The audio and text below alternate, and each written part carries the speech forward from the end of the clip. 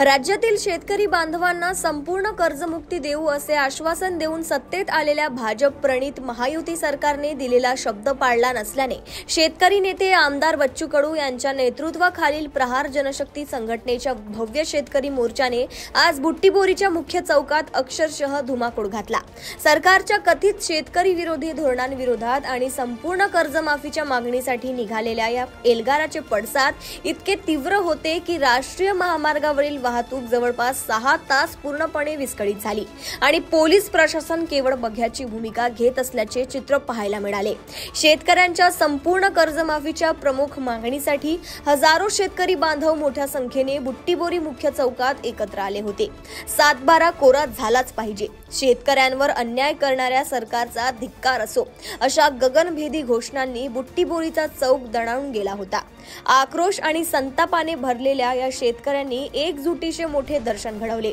एकीकडे शेतकऱ्यांचा इतका मोठा जमाव असताना कायदा आणि सुव्यवस्था राखण्यासाठी पोलिसांचा बंदोबस्त अत्यंत क्षुल्लक आणि अपुरा असल्याने वाहतूक आणि लोकांचा जमाव सांभाळताना पोलिसांची तारांबळ उडाली। यावरून आंदोलनाच्या तीव्रतेसमोर पोलीस प्रशासनाची तयारी फिकी पडल्याचे स्पष्ट झाले।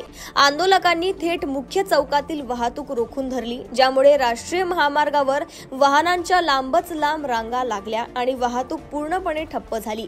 या महाएल्गार मोर्चात प्रहारचे संस्थापक अध्यक्ष व शेतकरी नेते बच्चू कडू, देशोन्नतीचे मुख्य संपादक व शेतकरी नेते प्रकाश पोहरे, अखिल भारतीय किसान मोर्चाचे जिल्हा उपाध्यक्ष अरुण लाटकर, जिल्हा सचिव अशोक आत्राम, आदिवासी अधिकार मंच जिल्हा संयोजक अमोल धुर्वे, भारतीय राष्ट्रीय काँग्रेसचे माजी प्रदेश महासचिव मुजीब पठाण सह हजारो शेतकरी उपस्थित होते।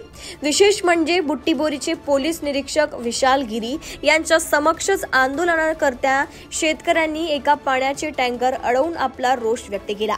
पोलीस अधिकारी समोर उभे असतानाही ते टँकर सोडवण्यासाठी कोणतीही ठोस कारवाई करू शकले नाहीत। एका वरिष्ठ अधिकाऱ्याच्या उपस्थितीत पोलिसांना आंदोलनकर्त्यासमोर नमते घ्यावे लागल्याने पोलीस यंत्रणेच्या तयारीवरच मोठे प्रश्नचिन्ह निर्माण झाले आहे।